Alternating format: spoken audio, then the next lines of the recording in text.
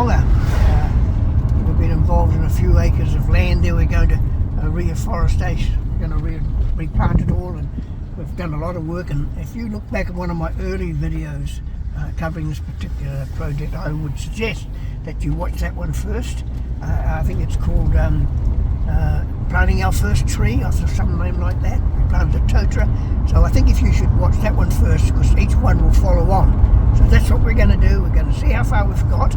We know how far we've got with it, but we're going to show you how far we've got with it. Okay. So let's have a look at this wild cherry. This wild cherry up there. It's huge, isn't it? Now, the birds love them, and of course what happens is you get something like, well, let's go up here a little bit more. Here we are, Jill. You see this here? See all these berries on the ground here?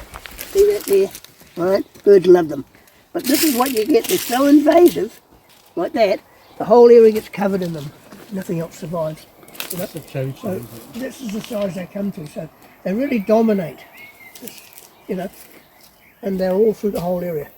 So we're going to look a bit lower now. We're going to look at what we've got. We've thinned all through here, and we're getting natives now, growing shelves. This is fuchsia with a white underneath.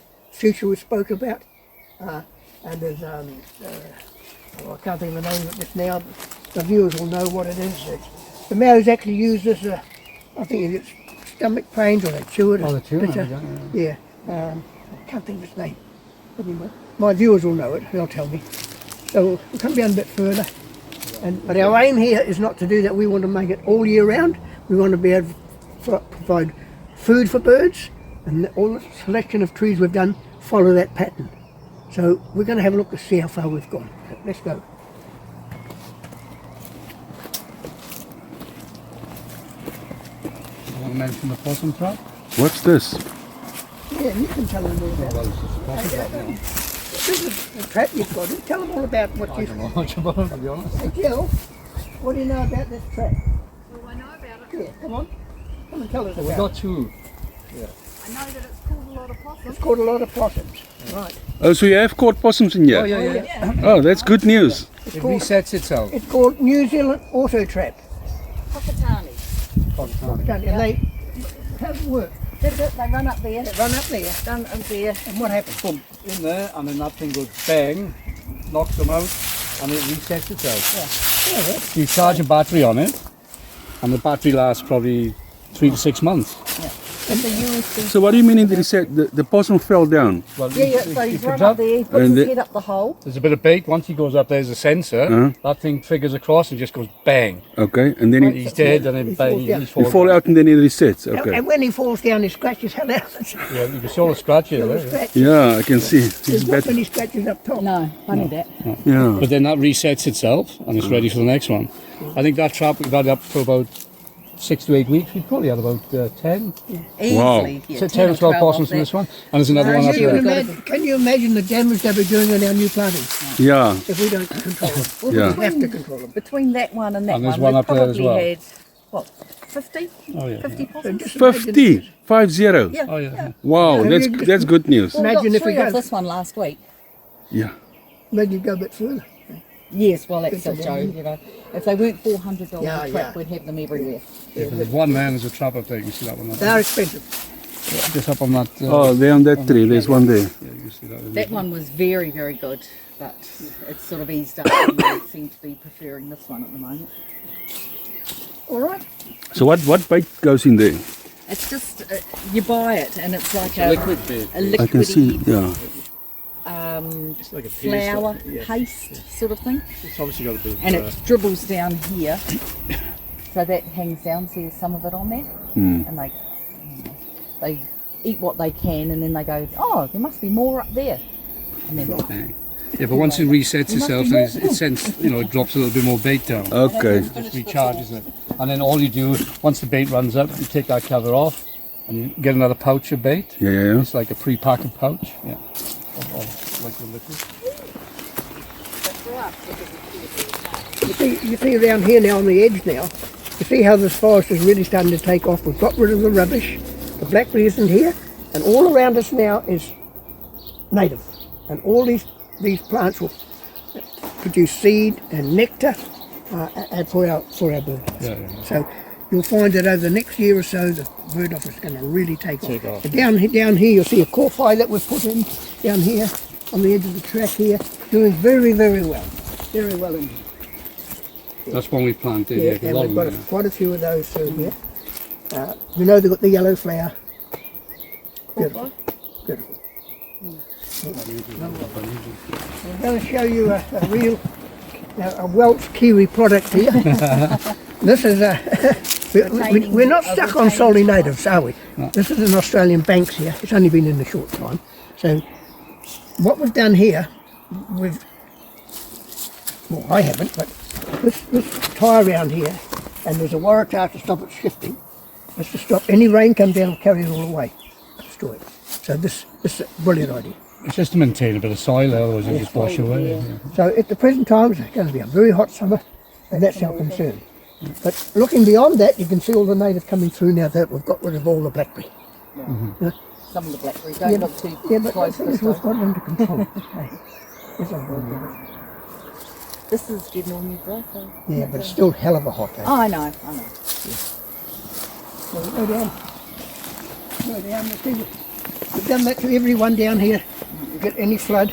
Remember we spoke about in an earlier video, we put that broom across Stop the water. to stop the water washing away, and this tyre with its waratahs knocked in there is going to do the same.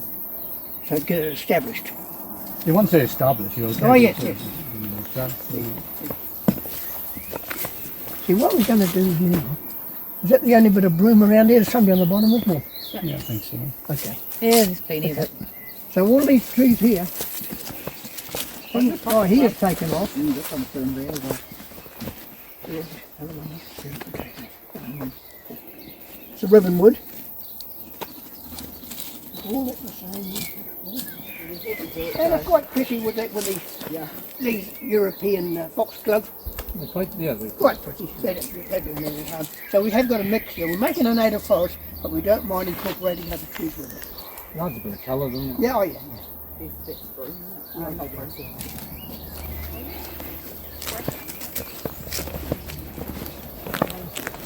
Here's a tree lucerne here. If you really bring the kiraroo in later on when it gets up a bit. Yeah. That's very, by this time next summer, next 3 or 4 months it should be When well. we planted it was quite small. That was grown, wasn't it? Oh, yeah, it wasn't even above the netting. What was done, it's colour coded. It's colour coded all these plants that are different trees have different colours, so they can look across and you can see what you've got without having to. Yeah, the green pegs are all our sort of individual plants. Yeah. And then we've got yellow for Manuka and I think Yeah. orange for Yeah. Hanukkah. Yeah. So that's good. It's colour coded, so anybody walking in and say, "What's that yellow one?" Well, that's Manuka over there. That's Kanuka. Yeah, but Jill's going to label them. He's going to label them later on. Yeah.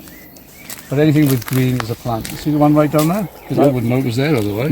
Yeah, that's new. Yeah, Yeah, you planted. we planted that probably about 2 months ago. Yeah, that's a Griselinea. You probably need some water over the summer. It will do. But because, if I didn't have a peg in it, you wouldn't know it was there. Then we get the birds come along, having birds in here they have sandbars. They get rid of the lice and they're on their bodies. You know, that's what they do. Sparrows especially. They roll over and fluff them. I've seen them. feathers up. Yes. Yeah. It's quite wet under there because we watered it. Well, so it's still quite, it's not bad. But you put water on there now if you want to.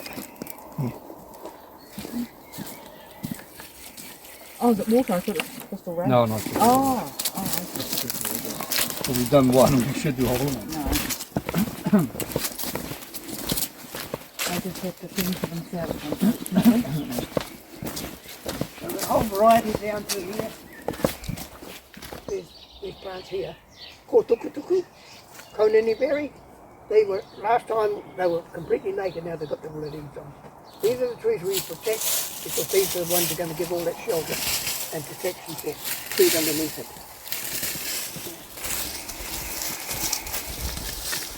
So as we come down and have a look at this here, You can see all them colour.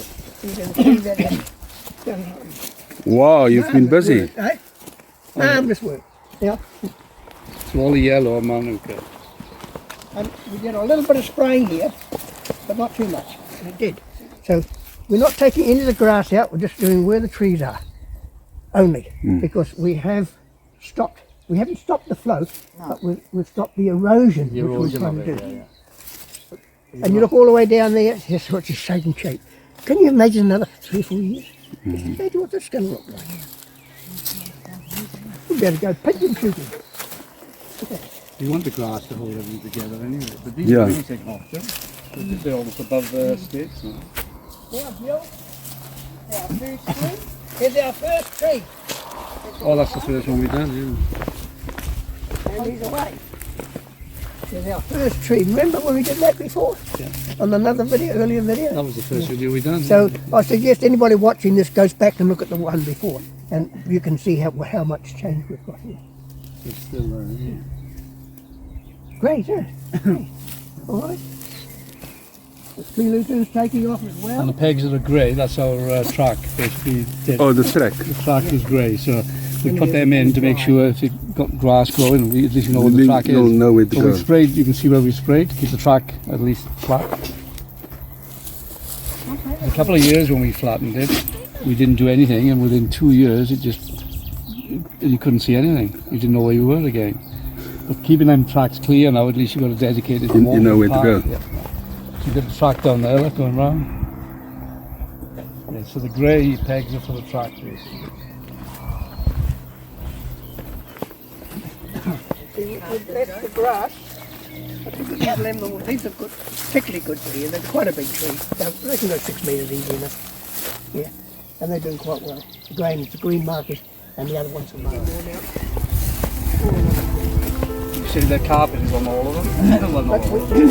we haven't bothered, we've not bothered with these carnivores because they don't need it.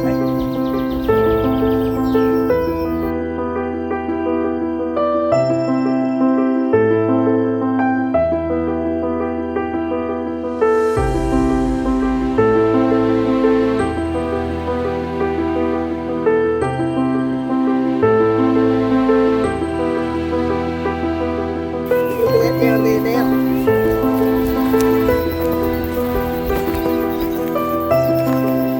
That's all we look at. You've been busy.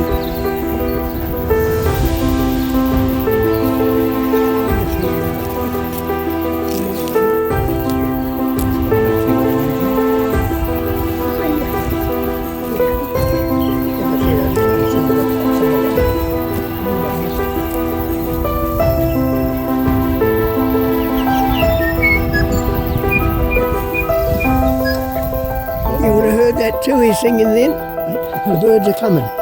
They really are. Pigeons and tuis and bellbirds are coming.